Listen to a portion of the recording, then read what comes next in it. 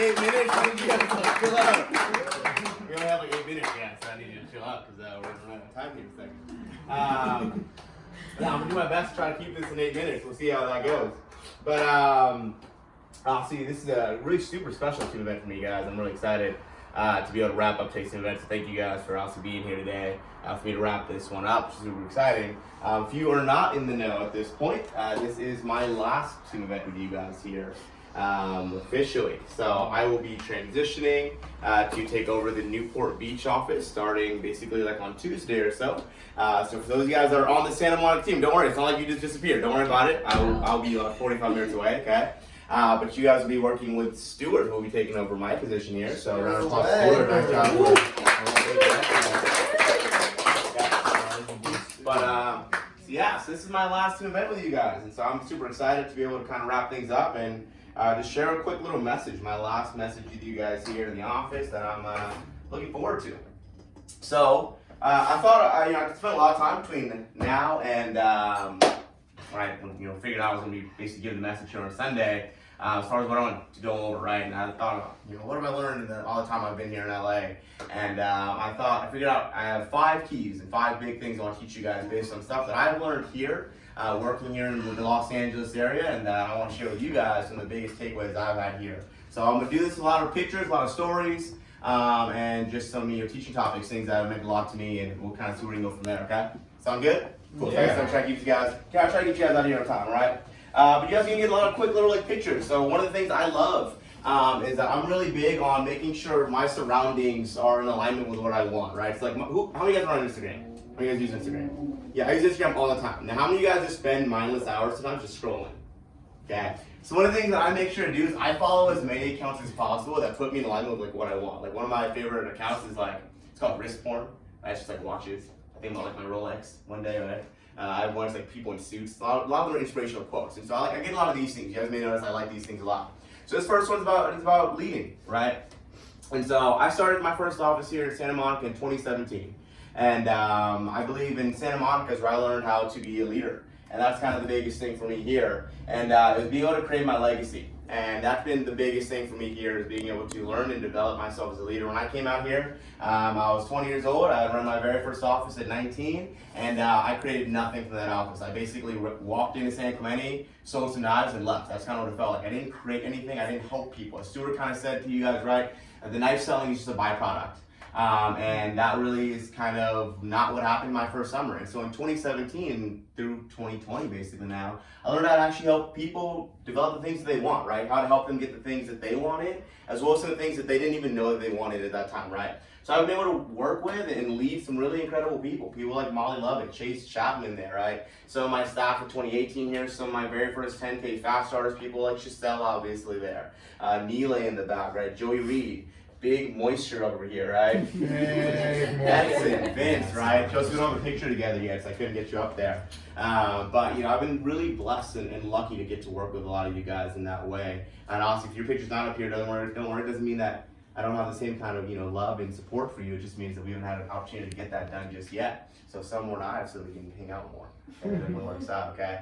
But I'm really lucky to work with some really awesome people that allowed me to really build my legacy and kind of create what I've been able to create here so far, right? A lot of you guys know me as someone who's done really well, created a lot of success here at the company. But when I came here in 2017, I was just a punk kid that really thought I could sell a lot of knives and was really immature about things, didn't really understand how to help people hit their goals, how to really help connect with people. So I've really been able to do that here in Los Angeles. That's a really big thing. So one of the things I want you to think about now is something I was taught is leaders lead, right?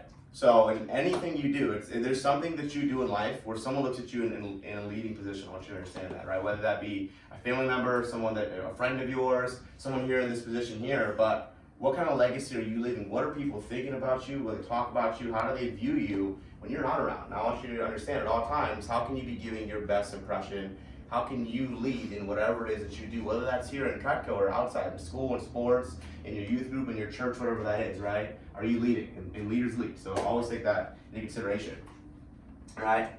Second one, for those of you guys that follow me on Instagram, you may have seen this was on my story on Instagram, right? And one of the biggest things I've learned to do here as well is learn how to love yourself, right? I know someone talked about as far as their takeaway, is learning how to value yourself and grow yourself and being a part of something that you want to have. And so one of the biggest things I've learned here while working in Los Angeles is I learned growth. I learned how to get better. I've learned how to attract success, not pursue it, right? When I was new, I wanted to be the best. And so I worked and I thought I could just go out and work towards being the best. And I didn't realize that to be the best, I had to become the kind of person that could be the best, right? And so one of my favorite Jim Rohn quotes is success is something that you attract, not something that you pursue, right?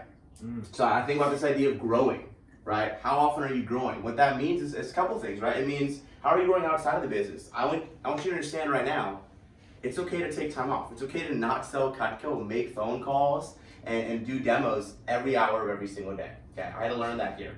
My first summer, my first opportunity as a manager, I thought you just work till you die, basically, right? That was literally what I thought. I was like, you don't sleep, you just keep working, and then you get up and keep working some more, right? So I learned to take time to do the things that I already love, right? The things that really gave me more value and really energized me to want to bring energy to my people, right? Hanging out with people like my siblings here, getting to play basketball on Sundays. I love that there's an hour every Sunday where you guys can't get a hold of me.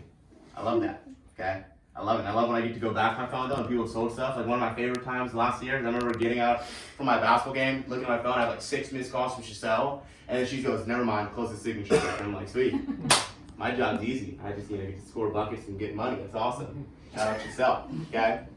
But it also means though that while you're here, how are you growing? How are you getting better, right? So we talk about development, talk about growth, and not just in what we do here, but as people, right? But I think there's so many different resources, right? Here's a picture of me at the gym. Yeah, I go to the gym more now because I realize that if I want to bring more energy to people like you guys, I gotta have more energy, right? So how are you creating energy for your life? Not only in the business, not only through other things that you like doing, but how's it gonna help your business when you get better at those things, right? We talk about this damn podcast.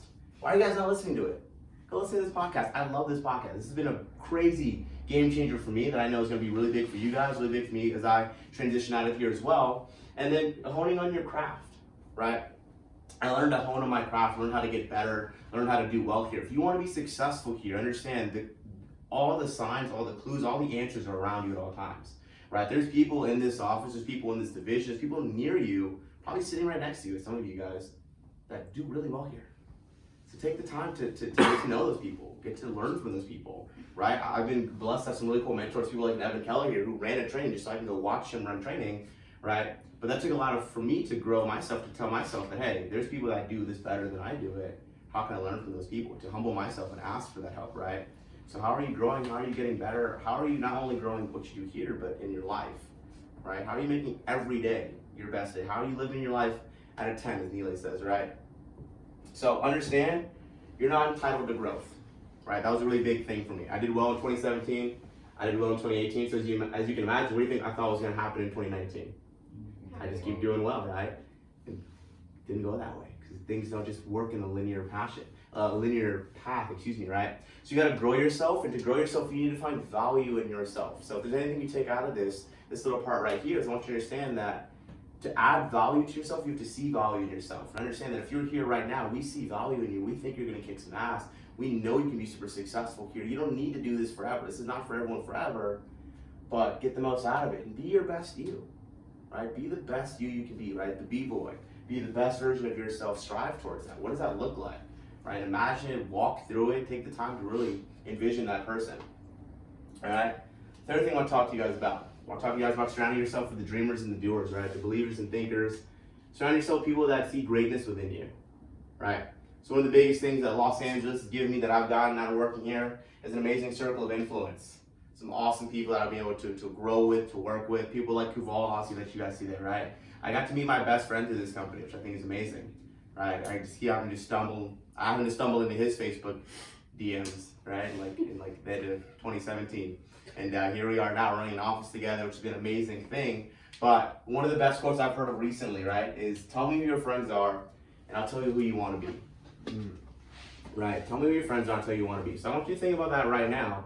Who do you spend the most of your time with? Truly think about who you spend the most of your time with, and tell me if you want to be like those people. If you want what they have. If you want to do the things that they accomplish. I get to work with people like Kuval and Chase here.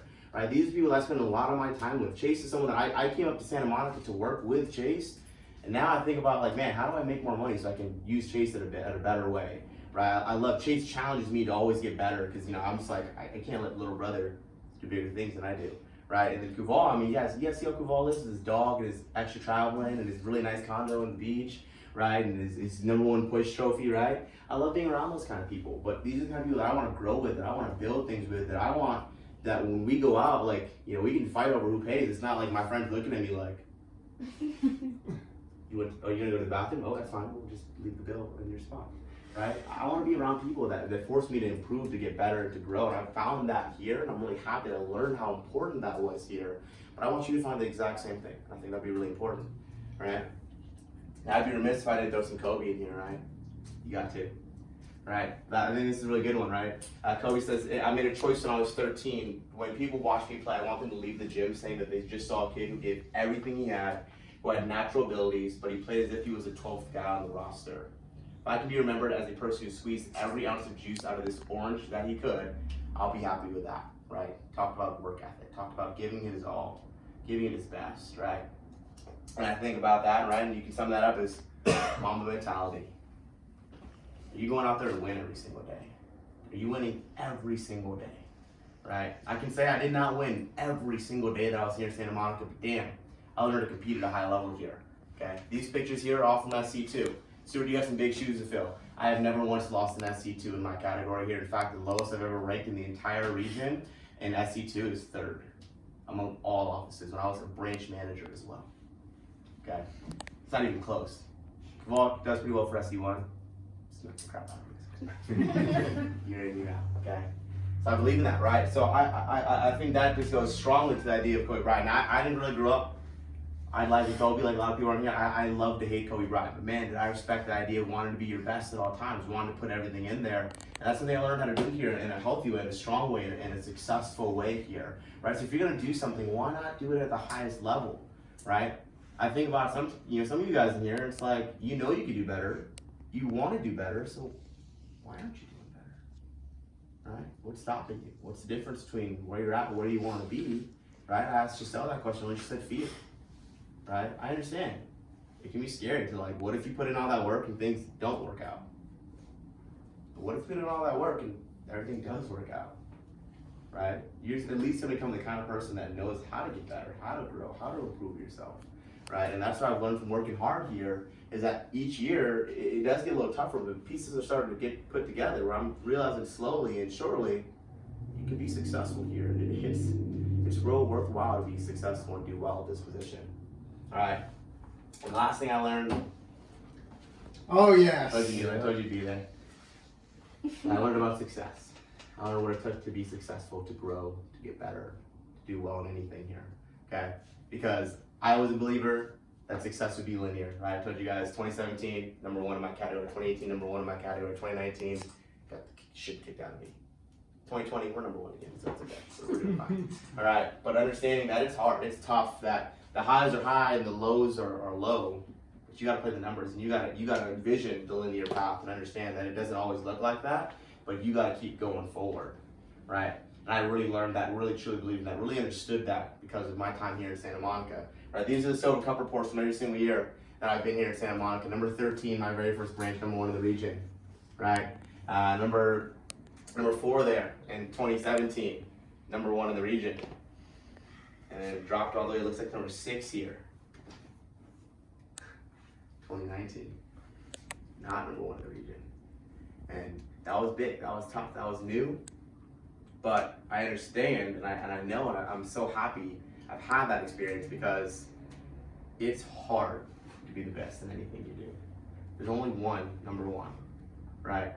It's hard. But are you gonna quit? Are you gonna give up on it? Or are you gonna find the high, the next high, right? How can you increase the peaks and shorten the valleys, right? Learn that, build those skills, develop those things here.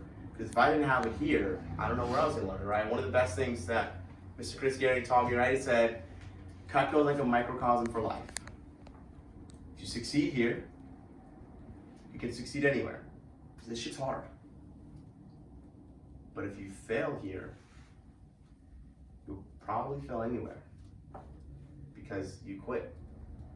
And quitting is a habit. Right? So don't quit. Understand it's hard, it's tough. But you gotta keep going. That next demo, that next phone call, that next day can be your best. But you'll never know unless you try. I think that's huge. That's one of the biggest things I've learned here. Okay?